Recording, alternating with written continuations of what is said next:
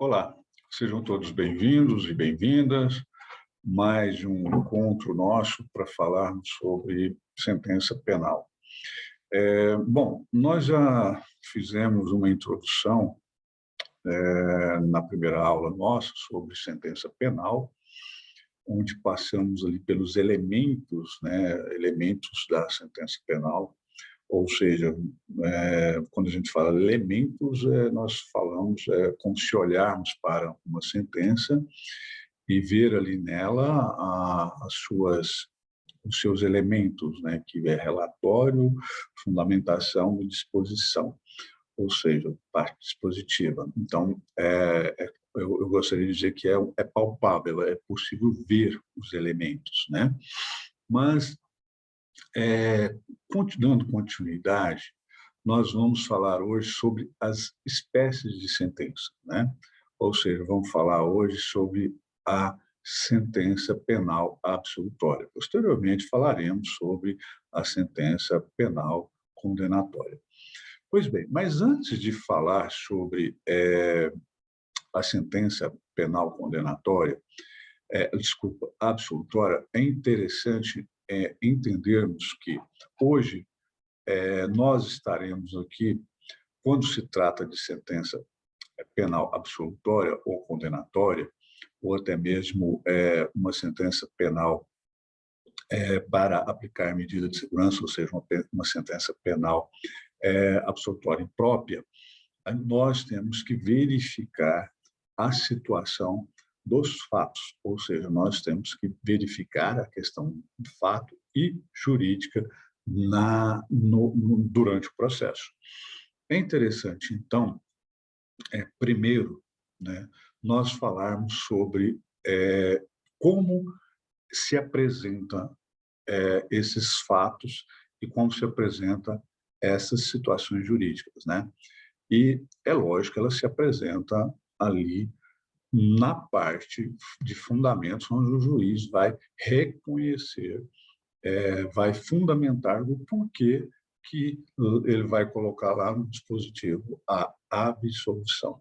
Pois bem, porém, antes de falar tanto da sentença penal condenatória quanto da absolutória, que nós falaremos agora, é importante, ou até mesmo da sentença penal absolutória imprópria, é importante nós falarmos sobre as preliminar, ou seja, as nulidades.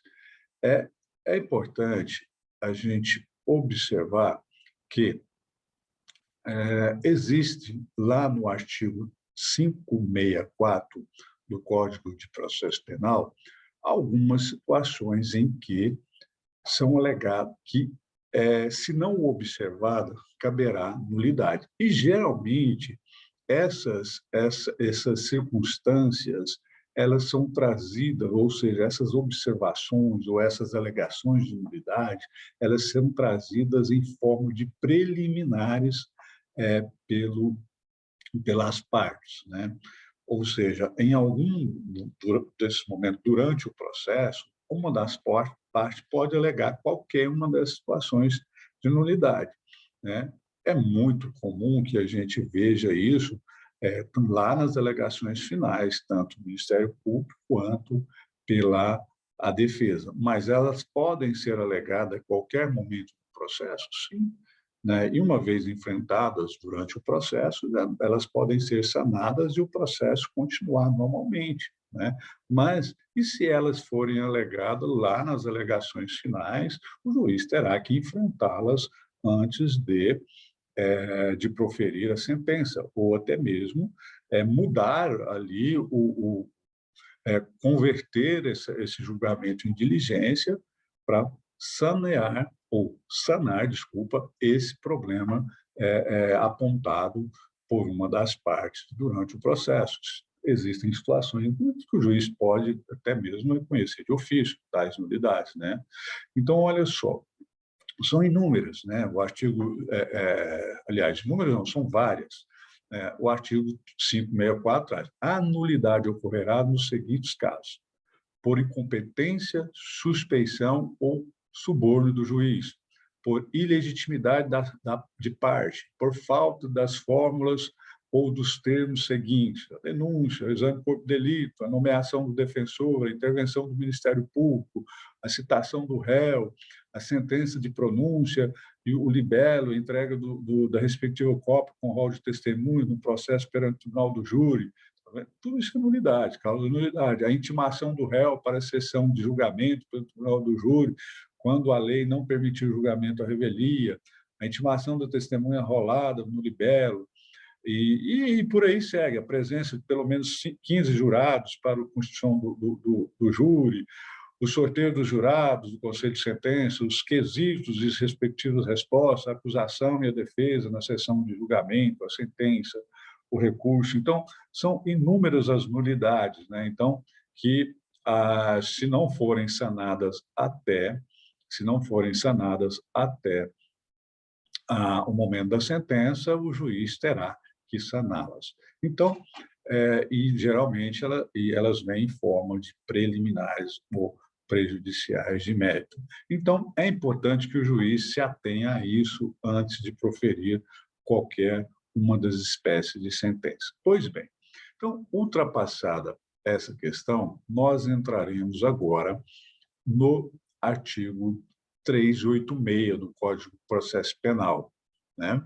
E o que diz o artigo 386 do Código de Processo Penal? O artigo 386 do Código de Processo Penal, ele nos traz a situação em que o juiz absolverá o réu, ou seja, o juiz absolverá o réu mencionando a causa na parte dispositiva desde que reconheça, né? E desde que reconheça o quê?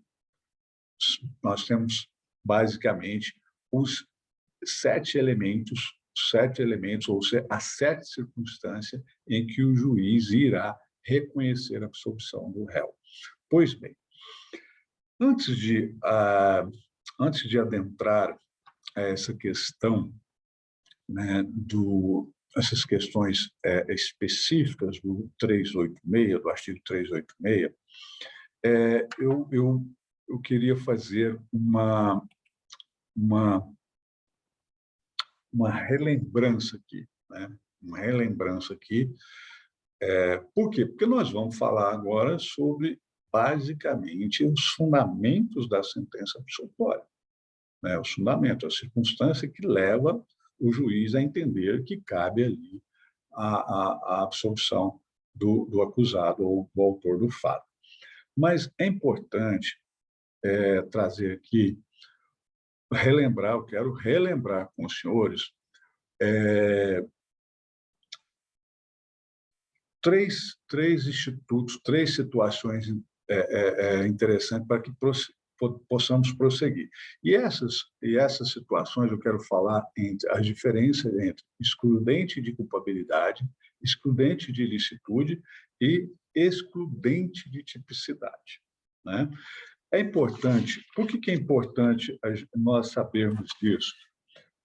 Porque para a gente entender melhor esse artigo 386. Inclusive, isso a gente vê lá na parte geral do Código Penal, né, no direito penal. Então, olha só, vamos entender qual a diferença entre excludente de culpabilidade, ilicitude e tipicidade. Nós temos que saber o que é isso.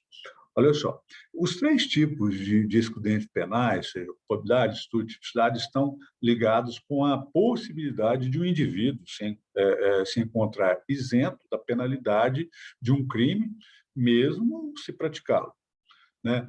É muito importante que nós saibamos isso, tanto o advogado, o juiz, o promotor e o assessor, né, que faz aí as minutas, né, que estuda, traz os estudos para o juiz, é importante que ele saiba disso, né? Bom, a excludente de culpabilidade, como já nós sabemos, né, é a situação onde pode-se suprimir a culpa do sujeito que cometeu o crime por razões estabelecidas dentro do Código Penal e na jurisprudência. Olha só, é importante dizer que no Código Penal não diz, olha, tal fato é excludente de culpabilidade.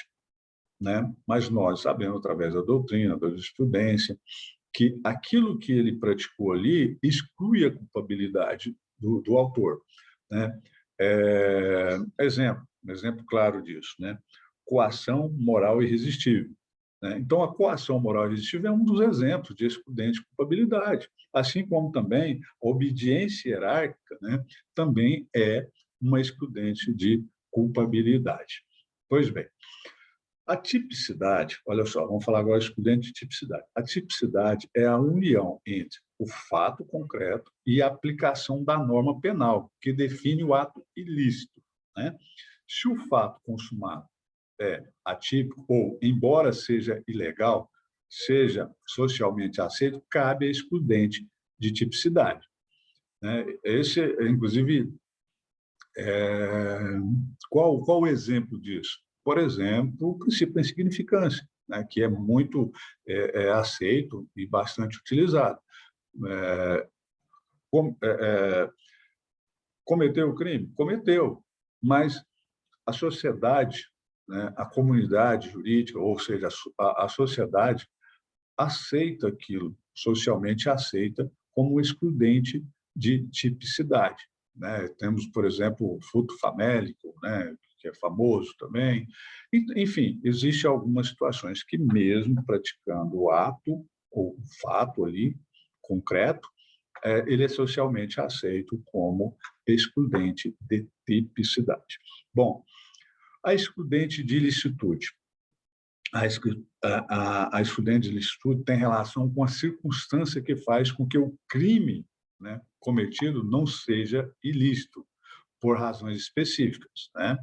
Olha só, aí está descrito lá no artigo 23 do Código Penal, né? Onde nós temos lá assim, não há crime quando o agente pratica o fato. Estado de necessidade, em legítima defesa, em estrito cumprimento do dever legal ou no exercício legal de direito.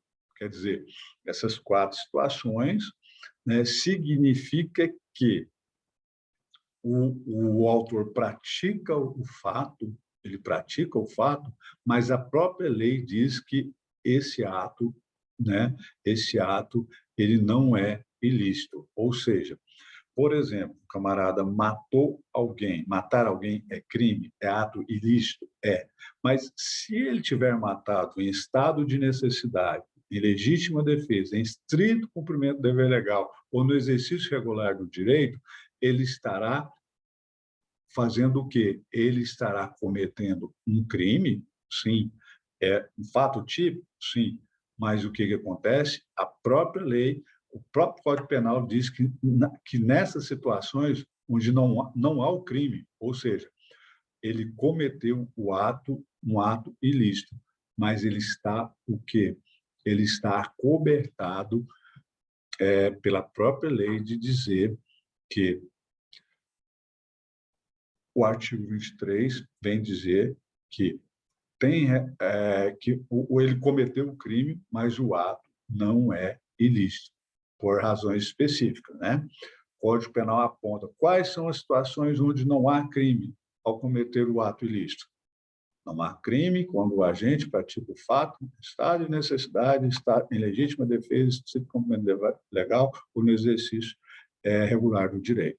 Então, aí está chamada a excludente de ilicitude. Pois bem, passado essa situação, vamos voltar aqui para o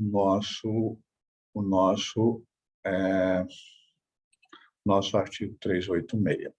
Pois bem, o nosso artigo 386, como eu já disse, ele trata da sentença absolutória. Então, o juiz terá que observar. Olha só, todo juiz vai observar, quando ele vai fundamentar a sentença, seja ela condenatória ou absolutória, ele tem que perpassar pelos elementos. E é interessante, quando nós formos falar sobre a sentença penal condenatória, nós veremos que nós perpassaremos pelo artigo 386, porque para condenar, ele tem que observar primeiro se ele não tá, se não é caso de absolvição. Então, é conjugado isso aí, uma é consequência do outro, né? Porque para analisar a absolvição, o juiz tem que perpassar pelo 386. Para condenar, mesmo vendo a circunstância da condenação, ele tem que observar primeiro se não é caso de absolvição. Tem que verificar as situações do 386. E a primeira situação do 386 está contido no inciso 1º. Diz o seguinte: estar provada a inexistência do fato. Então, o juiz vai olhar, o artigo 386 diz o seguinte: o juiz absolverá o réu mencionando a causa da parte na parte dispositiva, desde que reconheça. Né? Então, lá no comando da sentença, ou seja, na parte normativa da sentença, que é o dispositivo, ele vai dizer, olha, absolvo o réu, mas eu absolvo o réu, para eu absolver o réu, o juiz tem que olhar o quê? Primeiro, né? Estar provada a inexistência do fato. Né? Olha só, estar provada a inexistência do fato, ou seja, está provado cabalmente que não existe o fato não ocorreu. E a inexistência do fato é o quê? Ausência total de quê? Materialidade. Né? É muito importante observar isso. A gente vê isso muito claro quando o juiz vai quesitar lá no tribunal do júri, né? Ele vai quesitar e o primeiro quesito é a materialidade, o segundo é a autoria, e o juiz tem que quesitar. Mesmo que não seja controverso, o juiz tem que quesitar sob pena de ter nulidade. Então, olha só, primeiro item, ou o primeiro inciso já traz, estar provada a inexistência do fato. Se não existiu fato, não existiu crime, não existiu autoria, o juiz tem que absolver, ok? Bom, segundo item, segundo inciso, não haver prova da existência do fato. É a mesma coisa que o inciso primeiro? Não.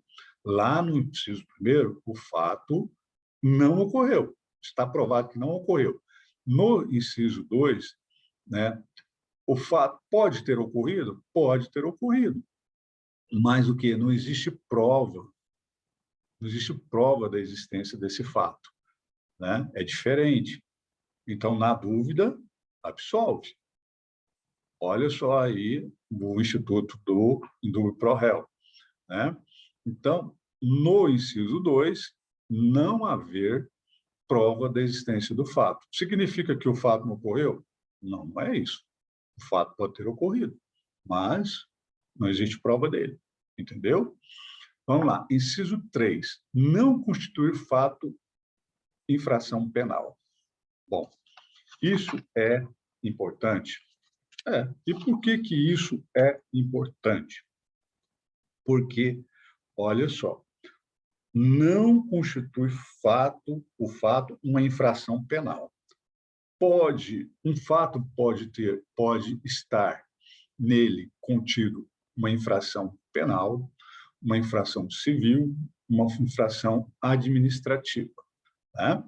Mas, me diz uma coisa, pode também acontecer de ter lá uma infração civil, uma infração administrativa e não ter uma infração penal? Pode. E quando não tem uma infração penal, interessa o direito penal? Não, não interessa o direito penal. Então, nessa situação, se não constitui uma infração penal, o juiz terá que reconhecer que não existiu uma infração penal e absolver o réu. Ok? Muito interessante, né? Em algumas situações, o juiz verificando a presença de um ato de uma infração administrativa, o juiz poderá até determinar que remeta-se cópia do inquérito ou do processo à via administrativa. Pois bem, ultrapassada essa questão, vamos falar agora de estar no inciso 4. Está provado que o réu não concorreu para infração penal. Estar provado que o réu não concorreu para infração penal. Tá, mas o que é isso? Aconteceu um fato e restou comprovado que aquele cidadão, que aquele réu não cometeu. Por exemplo, ocorreu uma, um homicídio, né, no centro de Goiânia, no centro de Goiânia, às 14 horas. Né? E nas mesmas 14 horas, o cidadão estava lá jogando futebol lá no estádio da Serrinha do Goiás. Né? Estava lá no estádio da Serrinha do Goiás jogando futebol, todo mundo vendo ele, público e notório. Né? Então, o que aconteceu? Esse camarada, ele está comprovado cabalmente que ele não estava no local do crime naquele momento, ou seja, ele não pode ter sido o executor daquele homicídio conforme restou ali, como restou ali cogitar, ok? Por exemplo, aí essa é uma situação em que o juiz absolve o réu, certo? Absolve por quê? Está provado que o réu não concorreu, né? Mas melhor, né? Existe aquela situação, por exemplo, também em que o réu foi alegado que o réu estaria participando daquele, daquele crime de homicídio, oferecendo ali ajuda, uma ajuda material, né? Uma ajuda material. Mas, por exemplo, restou comprovado que ele tinha, que ele, em virtude da situação física dele, ele não tinha essas condições de oferecer essa ajuda, ou seja, esse auxílio. Né? Ele, de uma certa forma, tem, pela capacidade física dele, não teria, né, condições, por exemplo, de deslocar dirigindo um veículo, sendo que ele tem problema, uma deficiência visual. Né? Como é que ele faria isso? Olha, fulano de tal prestou um auxílio material conduzindo um veículo pelo centro de Goiânia para dar fuga aos assaltantes, né, do Banco do Brasil. Então, como é que ele iria dirigir um veículo se ele não tem essa capacidade visual, né? Ele não enxerga? Bom, nós temos, por exemplo, não existir prova de ter o réu concorrido para infração penal. Não existir prova do réu ter concorrido para infração penal. Bom, o réu pode ter concorrido? Pode. Mas existe prova? Não, não existe prova. Né? É a mesma coisa que o inciso 4? Não, não é. Porque lá no inciso 4 está provado cabalmente que ele não concorreu. E no inciso 5, né, não existe prova de ter o réu concorrido para infração penal. Ou seja, ele pode ter praticado? Pode. Mas tem prova? Não, não tem prova. Se não tem prova, o que faz? Absolve. Indúbio, mais uma vez aqui, né, a garantia do Instituto do Indúbio pro réu. Ok? Vamos lá. Nós temos ainda o inciso 5, 6 e o inciso 7. No inciso 6, fala-se existirem circunstâncias que excluem o crime ou isentem o réu de pena. Aí está, né, mais uma vez, né, por que eu fiz questão, lá no início da nossa conversa, fazer aquela diferença sobre excludente de ilicitudes, excludente de culpabilidade, excludente de tipicidade? Exatamente porque eu sabia que o inciso 6º existe essa redação. Existirem circunstâncias que excluem o crime, o isentem o réu da pena. Ou seja, ou mesmo se houver fundada dúvida sobre sua existência. Né? Então, é importante que o juiz, batendo o olho no processo ou estudando o processo, ele verificar que existem essas circunstâncias que excluem o crime, isenta o réu da pena, ou mesmo se houver fundada dúvida sobre sua existência, o juiz deverá absolver, né? E aí já entra aquelas situações que é excludente de tipicidade, excludente de estúdio e excludente de culpabilidade, né? Ou mesmo se houver fundada dúvida sobre a sua existência. Mais uma vez, também a questão do indulto pro réu. Bom, sétimo, não existir prova suficiente para condenação, né? O inciso 7 também traz aí aquela questão, né? O juiz perpassa por ele perpassa ali por toda o estudo do processo, né? E ele estuda as provas, né? Permite com que as partes, tanto a acusação quanto a defesa, carreiem o processo as provas, e aí quando o juiz vai apreciar as provas, ele observa se existe ali prova suficiente para condenação. Então, não existindo essa prova suficiente, o juiz deve que absolver. Então, é muito importante que o juiz faça essa ponderação, faça essa abordagem, né? Então, vamos lá. Bom, eu gostaria de falar também aqui, antes de passar até para as consequências, falar sobre a sentença absolutória imprópria, né? A sentença absolutória imprópria, ela tem um caráter, que eu já disse, um caráter condenatório, mas ela isenta o réu de pena, né? Impõe uma medida de segurança, né? Por que eu gostaria de ressaltar isso aqui, mais uma vez? Porque quando você observa lá no inciso 5, né? Aliás, quando você observa no artigo 386, que fala da sentença condenatória, da sentença penal absolutória, é importante a gente trazer aqui aquela situação em que o réu, né, ele terá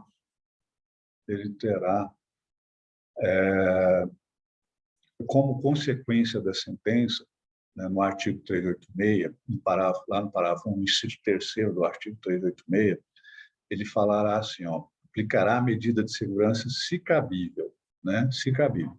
Então, quando a gente estuda esse instituto, é importante que, para aplicar a medida de segurança, o juiz, que essa sentença, embora ela tenha um caráter condenatório, e se tem um caráter condenatório, tem que haver todo o devido processo legal. Então, existe acusação, existe defesa, existe produção de provas.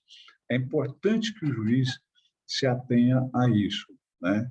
Ao devido processo legal, para poder chegar à conclusão de que, mesmo havendo a condenação, aliás, mesmo havendo a absolvição, ela tem um caráter condenatório, mas, ao final, o juiz verificando que ele é inimputável, o juiz terá que aplicar a medida de segurança, certo? Bom, então, no artigo 386, veja bem que eu comecei do inciso 3 para falar sobre medida de segurança. Então, olha só, na sentença absolutória, o juiz, isso são chamadas consequências da sentença absolutória. Então, é o seguinte, na sentença absolutória, o juiz, primeiro, mandará, se for o caso, pôr o réu em liberdade. Se o réu estiver preso, o juiz reconheceu que o camarada tem que ser absolvido, ele irá, então, colocar o réu imediatamente em liberdade. Inciso 2, ordenará a cessação das medidas cautelares e provisoriamente aplicadas, né? Olha só, se o juiz impôs alguma medida, né? É, alguma medida ali de cautelar, né? Que diferente de prisão, o juiz deverá imediatamente mandar suspender ou cessar essas medidas impostas pelo próprio juiz como consequência da sentença absolutória. E o terceiro, como já expliquei, aplicar medida de segurança se cabível, né? E essas medidas de segurança, geralmente, é, uma internação no hospital psiquiatra, né? Em Goiás, eu já disse anteriormente que não existe esse hospital, né? Não existe clínica nem hospital para isso. Existe, sim, o tratamento no PAELI como acompanhamento. Existem hospitais próprios para isso em Goiás? Não existe. Existem hospitais para tratamento psiquiátrico? Existe. Existem hospitais de internação? Existe, mas não existe próprio para isso, né? Para cumprimento de medida de segurança, né? Ele é tratado ambulatorialmente, acompanhado por uma equipe multidisciplinar, né? Onde existe ali uma pessoa, né? que o acompanha. Mas isso nós explicaremos melhor lá na fase de execução. Bom, passado essa questão das consequências, eu quero chamar ainda a atenção no artigo 397. Artigo 397 do Código de Processo Penal. Diz o seguinte: após o cumprimento do disposto no artigo 396-A e parágrafo deste Código, o juiz deverá absolver sumariamente o acusado quando verificar. Então, é o seguinte: o artigo 396-A quando o juiz, né, o juiz manda lá fazer com que o senhor acusado, né, o acusado venha a dizer, oportunizando ele a dizer sobre aquela acusação, né? Ele vem e diz lá, né? Então, lá, após o cumprimento do disposto do artigo 396-A, ele vai dizer o que é o 396? Na resposta, o acusado poderá arguir preliminares e alegar tudo que interesse a sua defesa, oferecendo documentos, justificativas específicas, né? Específicas, especificando as provas, especificar provas e as provas pretendidas e arrolar testemunha, qualificado e tal. Então, ele já traz sumariamente, ele já traz ali a prova de que ele não está, né, a prova de que ele não está ali, não cometeu aquele crime. Então, após o juiz deverá absolver sumariamente o acusado quando verificar, né, a existência manifesta da causa excludente de ilicitude do fato, né? Então, se ele verificar uma daquelas causas de excludente de ilicitude, olha aqui, está vendo? Por que eu quis, lá no começo, fazer a relembrança aos senhores e às senhoras sobre as causas de excludente de ilicitude, tipicidade, culpabilidade? Exatamente por isso aqui. Então, olha só, se o juiz verificar, após a resposta do réu, a existência manifesta de causa de excludente de ilicitude do fato, poderá absolver o réu, sim. A existência manifesta da causa de excludente de culpabilidade do agente, salvo a imputabilidade, né? Por que salvo a imputabilidade? Mais uma vez aqui, muito importante, salvo a imputabilidade. Olha só, a inimputabilidade, uma vez comprovada, ela tem o quê? Caráter condenatório. Se tem caráter condenatório, o juiz tem que fazer o quê? O juiz tem que permitir o devido processo legal, o devido contraditório, completar o devido contraditório e, ao final, o juiz vai entender o quê? Que a sentença é absolutória imprópria, ou seja, aplica aí, então, medida de segurança, mas ele tem que oportunizar o devido processo legal. Entendeu? Bom, inciso 3, que o fato narrado, evidentemente, não constitui o crime. Então, olha só, o fato narrado, evidentemente, não constitui o crime. Ou seja, se não constitui o crime, como já dissemos anteriormente, não interessa o direito penal. Se não interessa o direito penal, o juiz penal não tem competência, o juiz penal verifica que não existiu o crime. E se não existiu o crime, não existiu a autoria, né? E aí o que acontece? O juiz absolve o réu. Ok. O inciso 4º desse artigo. O inciso 4º desse artigo, ele nos traz o quê? Ele nos traz o artigo 107 do Código Penal, né? O artigo 107 do Código Penal, ele traz as situações de quê? As situações de extinção da punibilidade. Ou seja, o artigo 107, como do Código Penal, é onde está alojada a questão da onde está alojada a questão da vamos lá. Bom, o artigo 107 do Código Penal é onde está, como dito aqui por nós, é onde está alojado as situações, ou seja, as situações de extinção da punibilidade do agente, né? E que situações são essas que estão lá no artigo 107 do Código Penal? Vou até tentar compartilhar aqui com os senhores esse artigo para que os senhores observem. Artigo 109, 107, desculpa. 107. O artigo 107. Extingue-se a punibilidade pela morte do agente, pela anistia, graça ou indulto, né? Pela retroatividade da lei, que não mais considera o fato como criminoso, pela prescrição, decadência ou perempção, pela renúncia do direito de queixa ou pelo perdão aceito nos crimes de ação privada, pela retratação do agente nos casos em que a lei a admite. Aí vem lá o inciso 7 e o 8, né, já foi revogado. O inciso 10, pelo perdão judicial no caso previsto em lei.